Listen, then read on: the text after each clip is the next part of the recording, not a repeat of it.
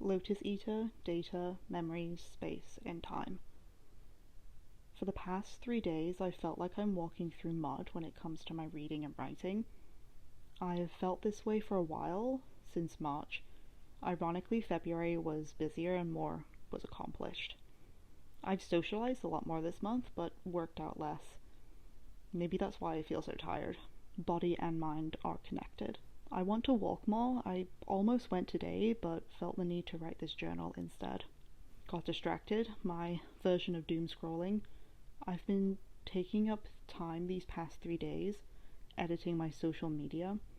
I changed my Pinterest and Tumblr URLs after Christina Bothwell's sculpture, cast glass and pit-fired clay called Incessant Dreamer. Its title is striking. I didn't talk much about this art piece in my last journal article. I couldn't put my thoughts into words. I could only pair the sculpture with a quote from Carl Jung on avoidance. But incessant is an adjective of something regarded as unpleasant, continuing without interruption, unending, ceaseless. And dreamer is a noun, a person who lives in a world of fantasy, one who is impractical and unrealistic. Similar to a Lotus-Eater, a word with Greek mythology origins, a Lotus-Eater is characterized as one who lives their life in a constant state of dream and fantasy. They are completely indifferent to the busy world and its problems. Don't mind my cat eating. But yeah, I think this is an early explanation of maladaptive daydreamers. Avoidant but desperate to control the narrative. I feel like I've wasted days this week indulging my appetite, but I won't let that happen. I'll use what I've created and apply it to myself, to my present life. Bothwell has made another sculpture I was drawn to, called Snail Girl, which reminds me of Junji Ito's horror series, Uzumaki, meaning spiral, specifically Kiri's little brother's transformation.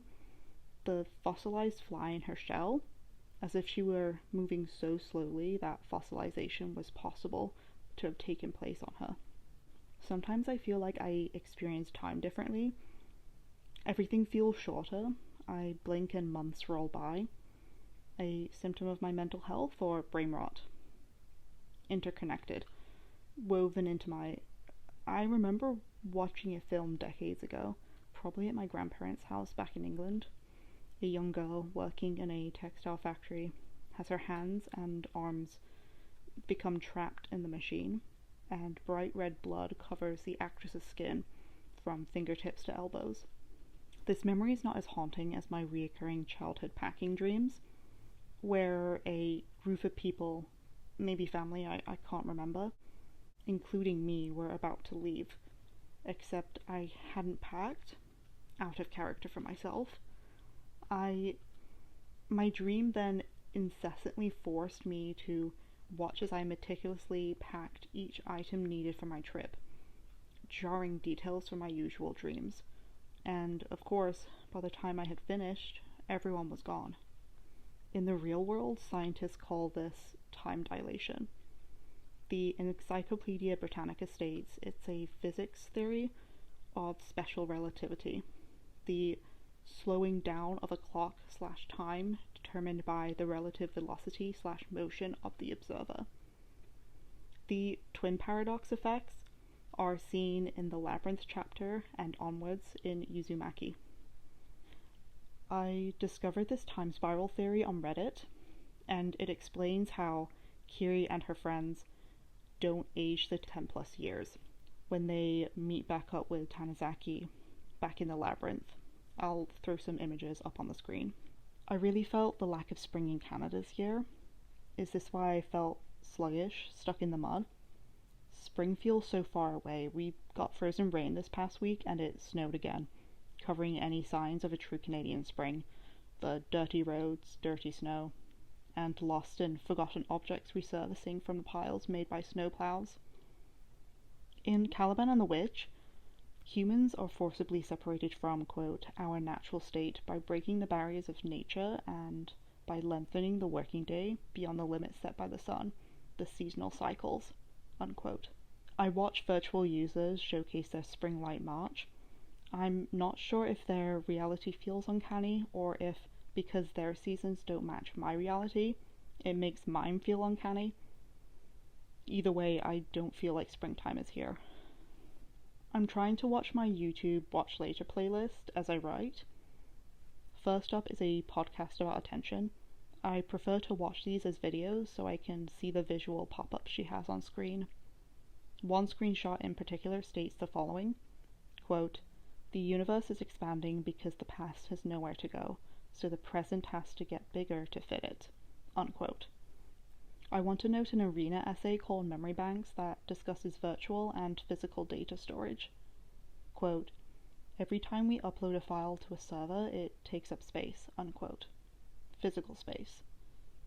The cloud and our digital data are viewed as metaphysical, but big tech heavily relies on real-world storage solutions for backup, from costly warehouses to fragile magnetic tapes. There is something ironic with how fragile magnetic tape is, yet this old technology, quote, "has remained the unlikely backbone of cloud providers' archival practices," unquote. An industry obsessed with innovation to its own detriment, the .com and AI bubbles. This medium isn't sufficient enough though, so research is still looking for, quote, "the holy grail of data storage," is a medium that's fast, cheap, and long-lasting, unquote, to store all our data on. However, a deputy lab director is quoted saying, "Primitive peoples had better success with cave paintings and hieroglyphics than we had storing content for the future," which reminds me of the blackout from Blade Runner 2049, where a future library file clerk thinks back to the event, quote, "Funny how only paper lasts. We had everything on drives," unquote. The idea of tech supremacy like STEM over the humanities has caused anti-intellectualism, brain rot, AI psychosis, lack of empathy, etc. Quote, "On the cloud, the line between a document and software are blurred to the point of near invisibility," unquote. All smoke and shadows because the cloud relies on physical tech. Is the internet really forever? What will outlast it, our memories or only the ones on paper? Second up, a video about fighting brain rot. It's ironic how I use these as white noise. I stop and start watching and writing, trying to focus on both and neither at the same time.